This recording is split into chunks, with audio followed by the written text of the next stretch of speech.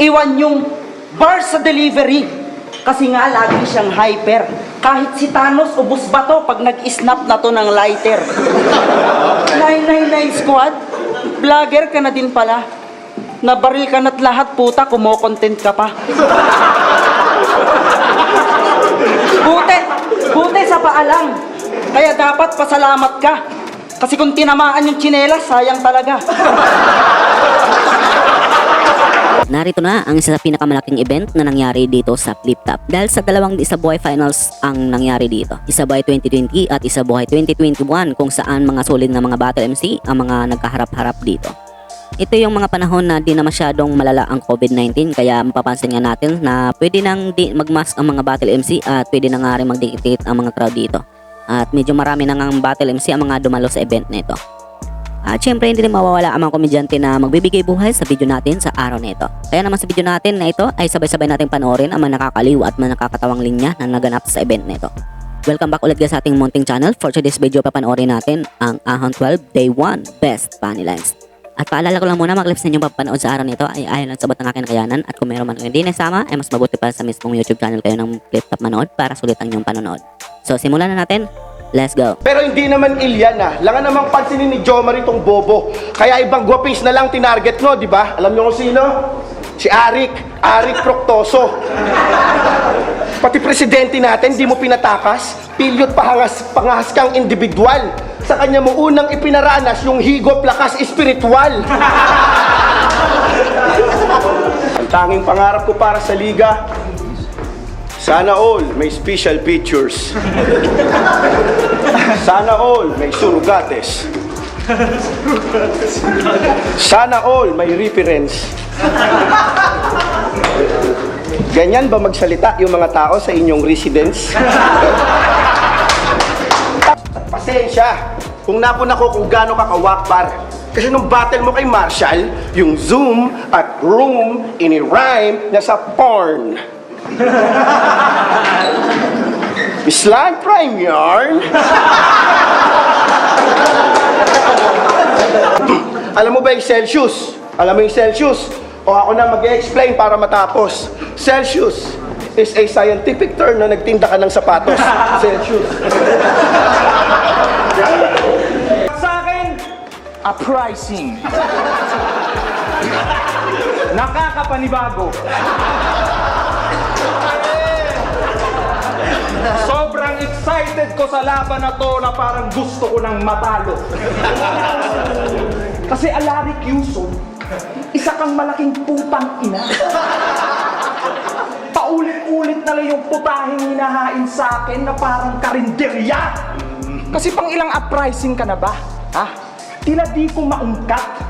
Di ko matandaan pang ilang uprising ka, mga wala kayong bilang lahat.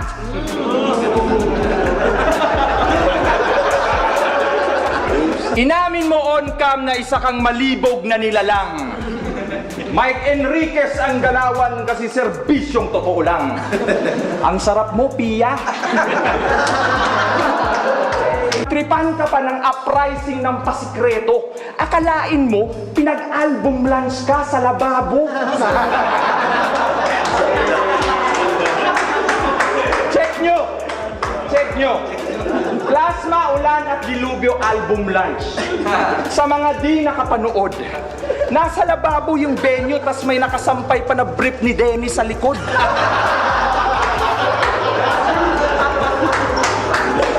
Ang uprising na naman ang siyang matutumba. Sinong kasunod? Ha, Anigma! Huwag ka nang magsulat-sulat dahil 3GS ka na. Good evening. Isa sa magandang laban na itong naganap sa pagitan ni Marshall Bonifacio at Pistolero. Ito yung labanan ng dalawang malulusog ng Flip Top. Magkaiba ang estilo ng dalawang ito sa laban dahil alam naman natin na si Marshall Bonifacio ay isa nga din sa mga matinik na battle MC. Pagdating sa sulatan, bihira mo nga lang rin ito makita magpapatawa sa mga laban niya. Habang si Pistolero naman nga ay alam naman natin na bihasa din ito magbitaw ng mga technical na linya at magaling din naman magpatawa. Lalong-lalo na sa taong ito na kayang-kaya niya nga isabay ang pagsiseryoso at pagpapatawa sa laban. Sa grupong 3GS nga ay isa nga itong si Pistolero sa talagang may bitaw na battle MC. dito na kahit anong estilo ang ipaharap mo sa kanya ay kayang-kaya niya itong tapatan. Tondo, represent para sa inyo. Magingay tayong lahat para kay Pistolero. Yo!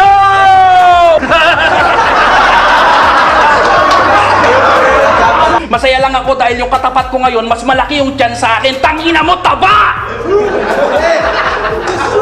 Sarap pala sa pakiramdam mo.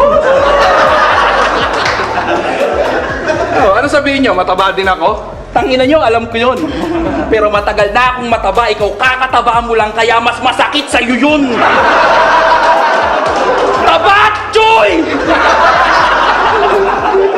It's plasma. Congrats, panalo ka dun, walang duda. Pero aware ka ba na nung mismong event na yon, mabaho ka? Hindi ka aware, right?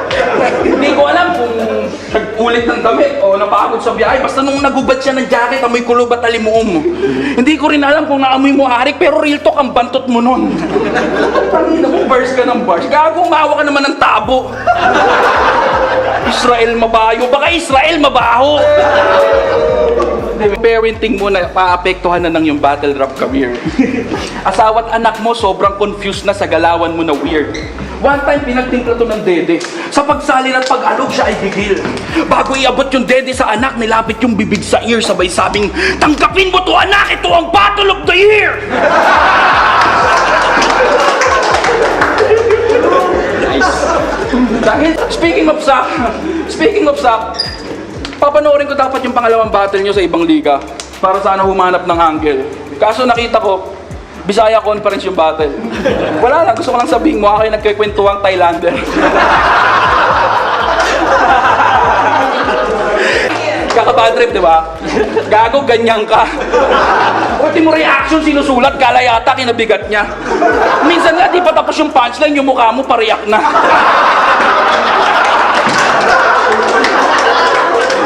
Kaya nga madalas mong pagsigawan yung Battle of the Year. Baka sakaling may mauto. Kaya madalas kang tumingin kay Arik pag may maganda kang linyang nabuo. Kaya madalas kang gumanito sa crowd kapag nadadala ka ng bugso kahit putang ina mukha ka ng penguin na nagpapatuyo. Sunod naman ay itong naganap na bardagulan sa pagitan ni K-Ram at Sir Deo. Parehong baguhan at pareho ding umaangat ang pangalan nitong pandemic. Isa nga rin si Sir Deo sa the best performer ng pandemic, purong entertainment ang kanyang ginagawa sa mga battle niya. At ito nga rin ang dahilan kung bakit nakilala agad siya. At minsan din naging paboritong panoorin din ng mga iilang fan ng Flip Top dahil sa mga kabaliwan nitong ginagawa. Habang si K-Ram naman nga ay alam naman natin na nakilala nga din ito sa mga pagpapatawa sa mga battle niya. Pero unlike nga kay Sir Deo, purong rap skill nga at jokes nga ang ipinakita nitong si K-Ram. Pangungupal at pangbubunyag ng mga sekreto ng mga nakakalaban niya ang ginagawan din ng mga nakakatawang anggulo nitong si K-Ram. At mapahanggang nga sa ngayon ay salo pa nga itong nakikilala, lalo pa at naging paborito nga ito ni Sir Enigma. Gawa niyang palabas. Sobrang baho ng trip mo, nag-akyatan kami pataas. Ang ina, ganun lang pala yung gagawin niya pero wala ulit yung punto. At sa cameraman natin, isa yung malaking insulto. Di mo alam kung gano'ng kahirap magpigil ng ilang segundo. Di makahinga nun si Kuya Kebs, puta nag-violet yung ulo.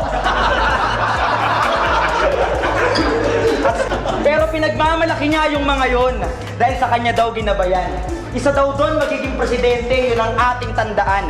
Makalipas ng ilang taon, mukhang mangyayari nga naman kasi balita ko, tumakbo daw yung estudyante mong si Rastaman. Kaya what you gonna do with a big pop-pop, Deo? Ben sa Maribeles, sa kwarto ko bigla kang sumulpot. Sa kalagitnaan ng gabi may bumulong. Sabi, Deo paiyot. May nanghipo sa akin doon sa may bandang Puyukot. Natigil lang yung pangahalay nung bigla akong umutot. Kasi putang ina mo K-Ram, yung pet ko gusto mong wasakin. Manggagahasa ka na lang hayop ka, dadayo ka pa sa amin. Kasi sa lahat ng MC sa Flip Top, ikaw ang pinaka-lover. Tingin mo sa pet ko may mani, nilagyan mo ng peanut butter. Imagine mo na puke. Ini-imagine mo na puke. Binibilog mo pa. Mamasa-masa pa lang yung butas, hinihimod mo na.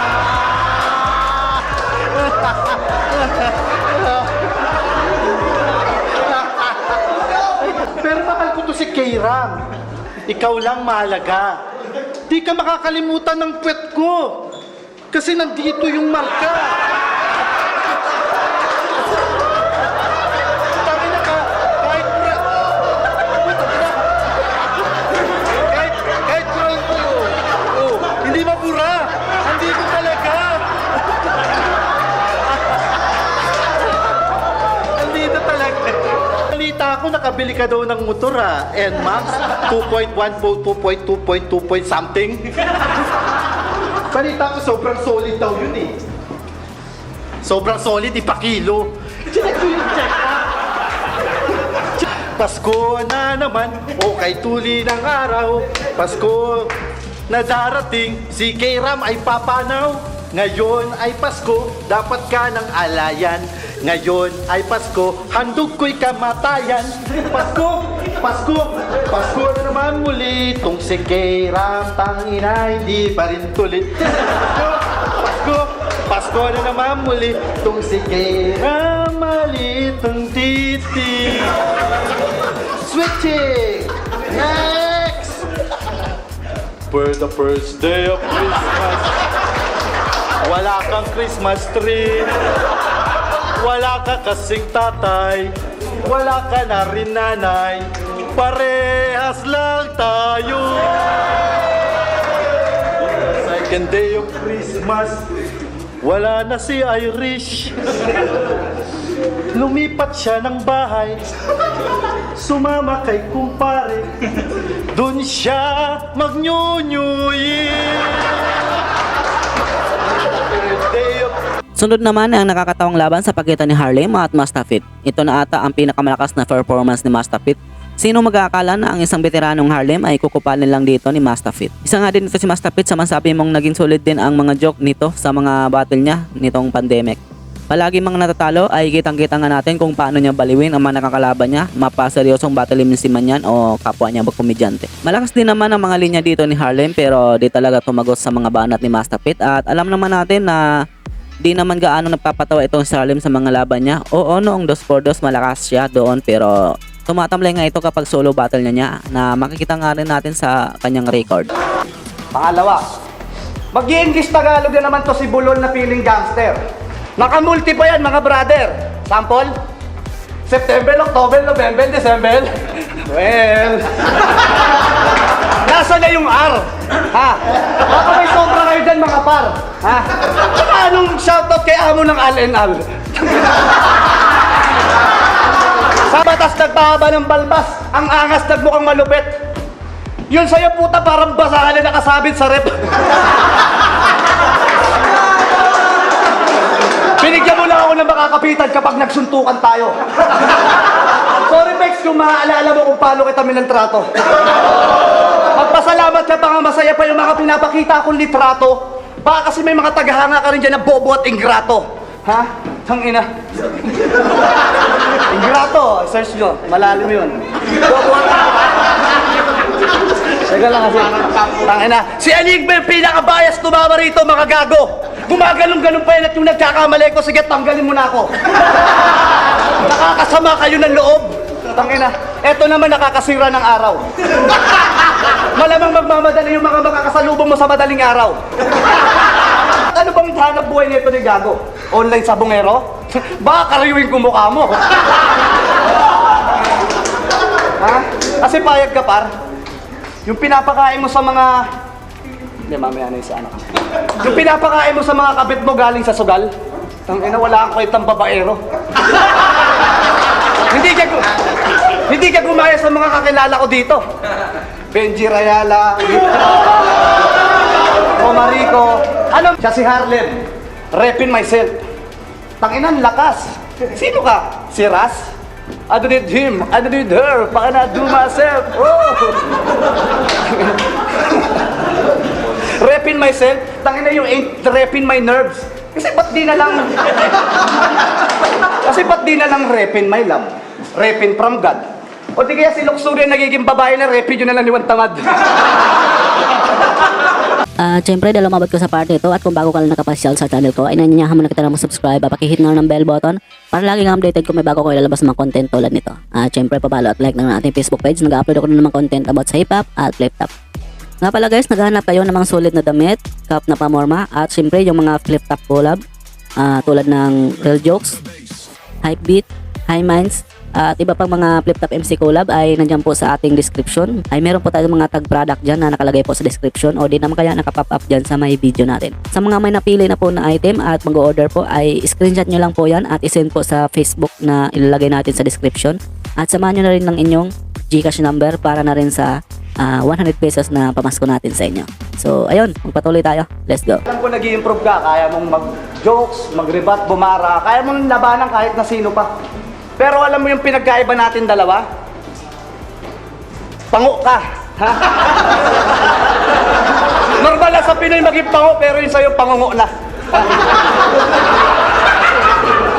Pangungo. Tsaka isa pala yun, ba't di ka na lang maging vlogger? Ha? Kulab tayo, tas content natin, tatanggalan kita ng gallbladder.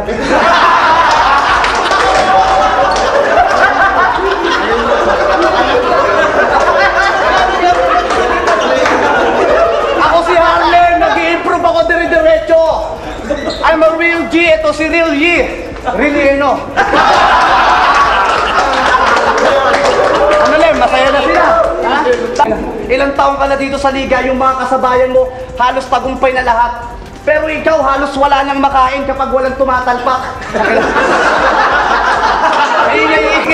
Di kita hinanap, di pinangarap, baka laban, putang ina mo. Nanonood pa lang ako sa inyo dati, gago, nababad trip na ako sa'yo. Nababad trip na ako sa'yo. Ha? Mapabuhok, pananamit, pagja-judge at pag-spit. Wala pang AdSense nun dahil sa'yo marunong na ako mag-skip.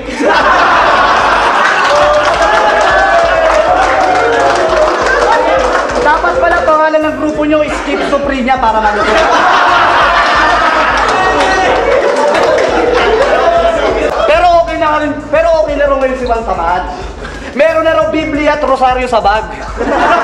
Hindi na raw tumatakbo kapag nakakarinig ng kalampag. Well, maligayang pagbabalik sa grupo nyo walang ambag.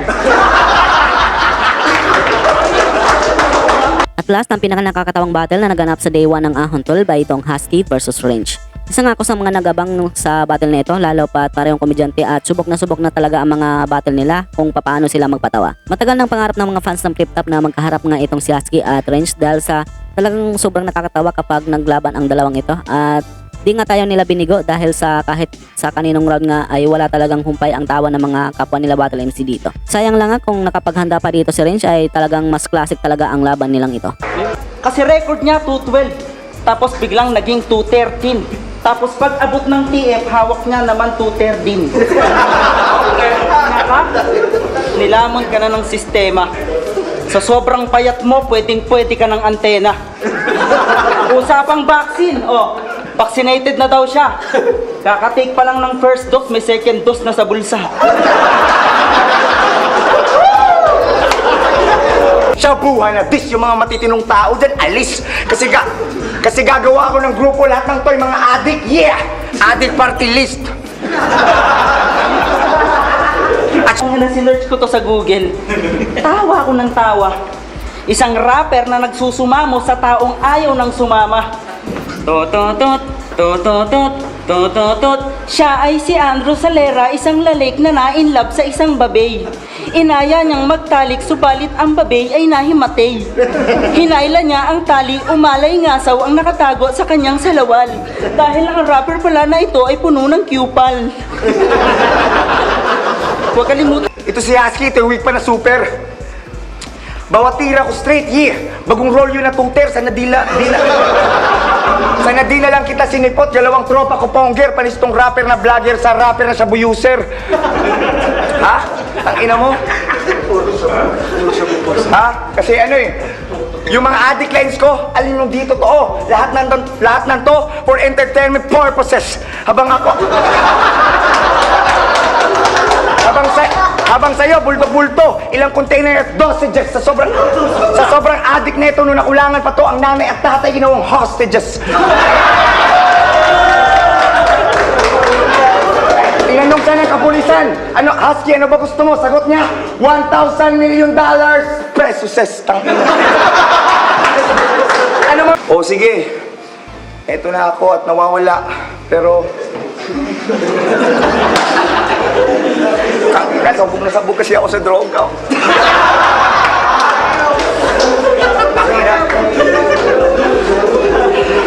Let's go. Kaya tangina mo, pasensya na nag-joke ako. Tangina kulang kasi yung sabok. Sige, ano? Kapag ito kasama mo sa hiking, baka mauna pa to. Liliwanag lang yung ulap, tapos aangat na to.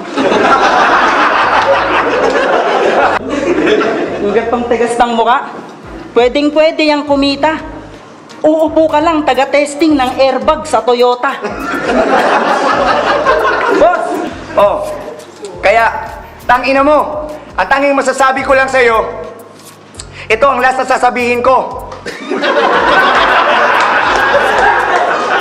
Hanggang dito lang guys ang aking video sa araw nito. Maraming salamat sa inyong panonood at sana ay nag-enjoy kayo. Marami pong salamat sa mga solid supporters natin na walang sawang sumuporta sa channel ko.